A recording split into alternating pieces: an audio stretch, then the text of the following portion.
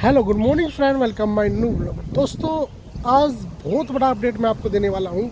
दोस्तों, अपडेट ये है कि जो लोग है ना, कोई यूरोप जा रहा है, कोई मॉरिशस में आ रहा है, तो आप क्या करते हो, आप है ना डमी टिकट का यूज़ बहुत ज़्यादा करते हो। ठीक है, जो लोग यहाँ पे भी आ रहे हैं मॉरिशस में, वो भी डमी टिकट का यूज़ करते हैं। ठीक है दोस्तों, डमी टिकट के लिए, रिटर्न टिकट के लिए एक बहुत ही बड़ा अपडेट आया है, वो मैं आज आपको बताने वाला हूँ। और काफ़ी चीज़ें दोस्तों उससे रिलेटेड, ठीक है, काफ़ी फैक्ट्स में है ना इस वीडियो में मैं आपको बताने वाला हूँ।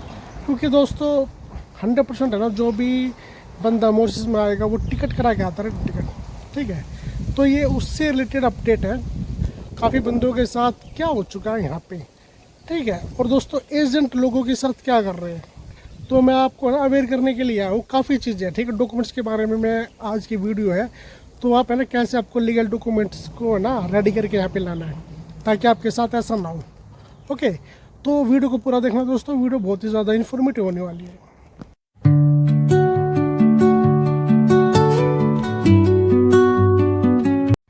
दोस्तों, मॉरिशस में है ना, जो भी आता है ना, कोई स्टूडेंट हो और या फिर कोई विजिट वीज़ा लेके आता है, ठीक है।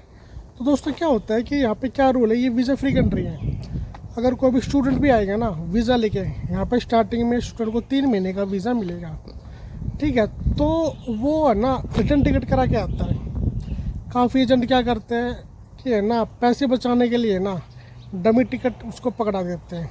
डमी टिकट भी दोस्तों 6-7 हज़ार में होता है। ओके, और जो विजिट वीज़ा के लिए यहाँ पे घूमने के लिए आते हैं, ठीक है, उसके बाद उनका मकसद कुछ भी हो, अगर वो डमी टिकट लाते हैं तो दोस्तों फ़िलहाल क्या हो रहा है, दोस्तों जिनके पास भी डमी टिकट है उनकी एंट्री फ़िलहाल मॉरिशस में नहीं हो रही है, ठीक है। और दोस्तों एयरपोर्ट पे भी है ना, इंडिया में भी है ना, डमी टिकट को है ना, अगर कोई भी आपके पास ना रियल टिकट होगी, डमी या रियल चेक करते हैं। अगर आपके पास में रियल टिकट है ना, तो ये आपको है ना जाने दिया जाता है, ठीक है, नहीं तो दोस्तों जाने नहीं दिया जाता है, ठीक है। काफ़ी लोग क्या करते हैं, जैसे यूरोप जा रहे हैं तो VFS ग्लोबल में ना वीज़ा के लिए अप्लाई करते हैं, तो डमी टिकट का यूज़ होता है, ठीक है। एजेंट लोग बताते नहीं है, तो दोस्तों वो भी एक तरह से है ना गलत है। आपको ना रियल टिकट शो करना पड़ेगा। दोस्तों, मैं आपको कल की बात बता रहा हूँ, मेरा एक फ्रेंड आ रहा था, तो उसके साथ ऐसा हुआ बेंगलोर एयरपोर्ट से, ठीक है। उसके बाद डमी टिकट थी। डमी टिकट भी 6-7 हज़ार रुपये की होती है, वो भी फ्री में नहीं होती दोस्तों। उसके ना उसको फ्लाइट में बैठने ही दे दिया गया, ठीक है। फिर उसने है ना रियल टिकट कराई 40,000 की, क्योंकि इमरजेंसी में हुई दोस्तों, ठीक है, अर्जेंट उसको करानी पड़ेगी। 40,000 को है ना उसको है ना अपनी टिकट करानी पड़ी दोस्तों, ठीक है। फिर है ना जल्दी से उसने कराई, फिर जाके उसको फ्लाइट में बैठने दिया गया, ठीक है। ओरिजिनल टिकट करा के आप यहाँ पे आओगे तो आपको कोई रोकने वाला नहीं है। अगर आप डमी टिकट करा के आओगे ना, तो अगला बंदा क्या सोचेगा, इमिग्रेशन ऑफिसर ये सोचेगा, यार जब इसने टिकट ही डमी करा रखी है, पता नहीं इसकी है ना कल को कंफर्म हो ना हो, कुछ भी हो, तो है ना ये है ना क्या पता वहाँ से रिटर्न आए ना आए, क्योंकि इसकी टिकट ही कंफर्म नहीं है, ठीक है। तो डाउट काफ़ी हो जाते हैं, ठीक है। अगर आपको अपनी यात्रा, अगर आपको अपनी विजिट को सिक्योर बनाना है ना, तो प्लीज़ आप डमी टिकट का साथ छोड़ दीजिए और आप है ना रियल टिकट करा दीजिए दोस्तों। कितने रुपए की हो दोस्तों, कोई दिक्कत वाली बात नहीं है, ठीक है। काफ़ी लोगों के साथ है ना बहुत ज़्यादा यहाँ पे हो चुका है, और है ना फिलहाल ये ट्रेंड बंद होने वाला है डमी टिकट का, ठीक है, और हो चुका है दोस्तों। है ना ऐसे है ना काफ़ी सलाह है ना एजेंट देते हैं, ठीक, डमी टिकट करा दो ऐसा हो जाएगा, ठीक है। नहीं भाई दोस्तों, मैं जिस ऑफिस से आया हूँ ना, और मैं भी दोस्तों रियल टिकट करा के आया था, और जिसमें मेरे पास वीज़ा था, स्टूडेंट वीज़ा, ठीक है, तभी मैं ना रियल टिकट करा के आया था। और मोस्टली स्टूडेंट वीज़ा वाले है ना यहाँ पे है ना रिटर्न टिकट है ना रियल करा के आते हैं, ठीक है, क्योंकि है ना उनको पता है कि यहाँ पे है ना क्या हो सकता है, ठीक है। अगर एक बार आपकी एंट्री नहीं मिली ना, फिर दोस्तों बहुत ही ज़्यादा है ना बंदे हताश हो जाते हैं। तो है ना यहाँ पर रियल टिकट करा के और डमी टिकट का अब छोड़ो, मॉरिशस में तो ऐसा हो रहा है और बाकी कंट्रियों का में भी ऐसा होने वाला है, ठीक है। तो काफ़ी स्ट्रिक्टनेस हो चुकी है। पहले जो रूल थे वो रूल चेंज हो चुके हैं, धीरे धीरे काफ़ी रूल चेंज हो रहे हैं। तो है ना थोड़ा है ना अपडेट रहा करो हर चीज़ के बारे में दोस्तों। दूसरा मैं आपको एक बात बता दूँ कि काफ़ी लोग ये पूछते हैं कि सर अगर है ना ओवरस्टे हो जाए तो क्या होता है। भैया, अलग अलग कंट्री का अलग अलग रूल है, बैन लग जाता है, टाइमिंग होता है बैन का, किसी में 1 साल, किसी में 2 साल, किसी में 6 महीने। मॉरिशस में 6 महीने का बैन लग जाता है अगर आप ओवरस्टे इस कंट्री में रुकते हो तो।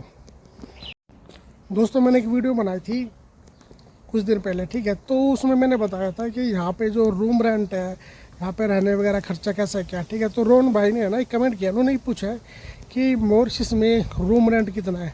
भाई देखो, मॉरिशस में रूम रेंट है ना आपका बेकार से बेकार, ठीक है, बेकार से मतलब ठीक ठाक स्टैंडर्ड 3,000 रुपये से स्टार्ट होता है। अब तो थोड़ा बढ़ चुका है, अब 4,000 मानो, 4,000 मॉरिशियन रुपीज़, यानी कि इंडियन 8,000 रुपये से स्टार्ट है कि अब आपका 7-8 हज़ार तक आपका अच्छा रूम मिल जाता है, यानी कि दूंगा लगा लो दोस्तों 14-15 हज़ार इंडियन मनी, ठीक है।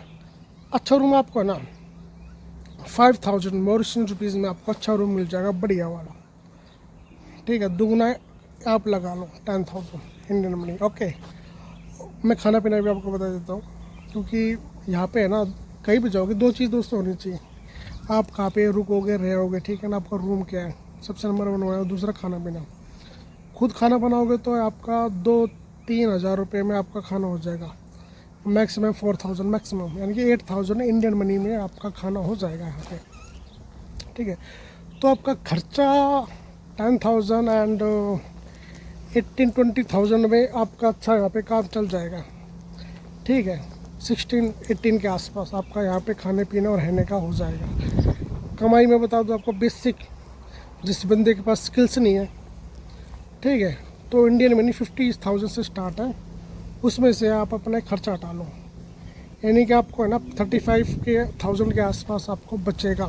वो तब बचेगा जो रेट है ना इंटरनेट पे चल रहा है रुपीज़ का, यानी कि दुगना, 1 मॉरिशस रुपीज़ 2 रुपये आपका हो जाएगा इंडियन मनी। अगर उस रेट से जाएगा ना, उस रेट से नहीं जाता है, 10 पैसे कटते हैं, यानी कि 1.90 के हिसाब से आपको मिलेगा, ठीक है। पर अगर आपका ना इस रेट से जाता है ना, तो वो है ना आपको है ना ठीक कमाई मिलेगी आपको 33-34 हज़ार रुपये, ठीक है। अदरवाइज़ जो स्टूडेंट है ना दोस्तों, तो उनके पास के साथ तो बहुत ही ज़्यादा यहाँ पे एक बेकार चीज़ होती है, बहुत ही ज़्यादा शोषण होता है, क्योंकि उनके पास खुद का बैंक अकाउंट खुलता नहीं। टीआरसी आती है 6 महीने में, 4 महीने में, तब जाकर उनका बैंक अकाउंट खुलेगा, और फिर भी उनकी लिमिट होती है महीने में 10,000 रुपये मॉरिशन।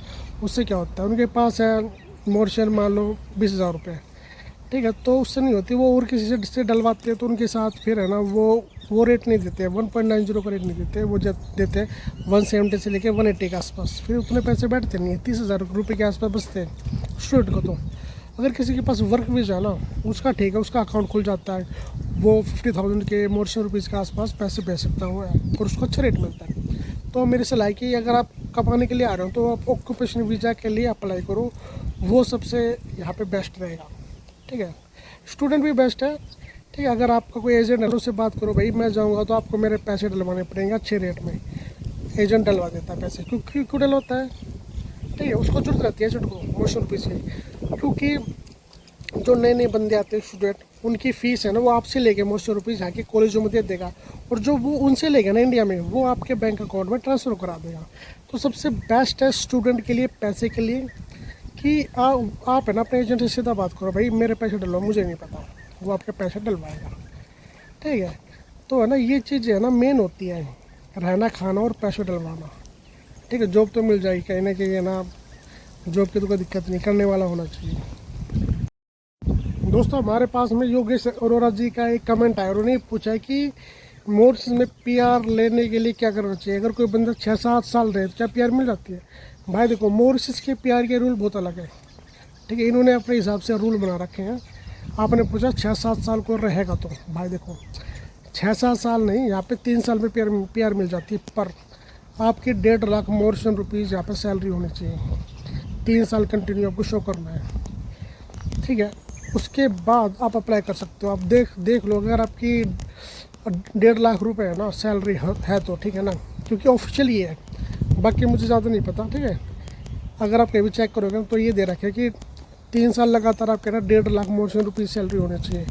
1.5 लाख मॉरिशस रुपीज़ सैलरी भाई अच्छे की नहीं आते हैं, ठीक है। कोई बड़ा मैनेजर तगड़ा है ना तो हो सकती है उसके, ठीक है, नहीं तो 1.5 लाख का तो मैंने 1 लाख मॉरिशस रुपीज़ का कोई आदमी देखा ही नहीं इधर जो बोल रहा है अभी मेरी 1 लाख मॉरिशस रुपीज़ है। मेरी कंपनी में भी नहीं किसी को, हद मार के 40,000 मॉरिशस, 50,000, 60,000, 70, बस ये है। 1.5 लाख हो ना 3 साल कंटिन्यू, उसको पीआर मिल सकती है दोस्तों, ठीक है। दूसरा एक और यहाँ पे एक और रास्ता है पीआर लेने का, वो है अगर कोई 3,75,000 US डॉलर का इन्वेस्टमेंट करता है, ठीक है, यहाँ पे, तो उसको पीआर मिल जाती है, ठीक है। तो वो फिर पीआर के लिए अप्लाई कर सकता है, यानी कि बिजनेस वीज़ा के तहत वो काम होता है, ठीक है। तो वो पीआर ले सकता है, अदरवाइज़ भाई यहाँ पे पीआर लेना बहुत टफ है। जब पीआर लेने वाले थे तो दुनिया पे 2 साल से पड़ी है, पीआर नहीं मिलती इधर आसान से।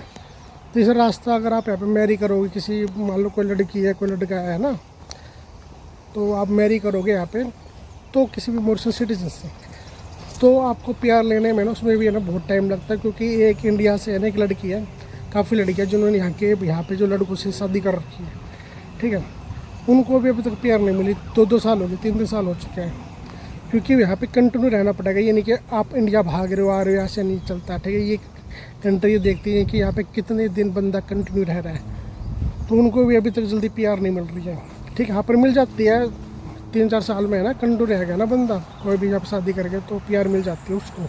उसके लिए भी है ना 3-4 साल कम से कम चाहिए पीआर लेने के लिए, ठीक है। तो दोस्तों कुछ भी है ना डाउट हो, कुछ भी कमेंट करना आपको, ठीक है, तो बिल्कुल आप है ना कमेंट कर सकते हो, मैं जवाब ज़रूर दूंगा। दोस्तों काफ़ी मेरे पास कमेंट आते हैं, दिन में काफ़ी आते हैं, तो मैं ये नहीं कि हर किसी का जवाब दे सकता हूँ, ठीक है, पर टाइम लगेगा, 3-4 दिन में ज़रूर मैं जवाब देता हूँ, ठीक है। तो दोस्तों कुछ भी डाउट हो आपके कमेंट करो, वीडियो को लाइक करो, शेयर करो और चैनल को सब्सक्राइब करो। दोस्तों मिलते हैं नेक्स्ट व्लॉग में, थैंक यू।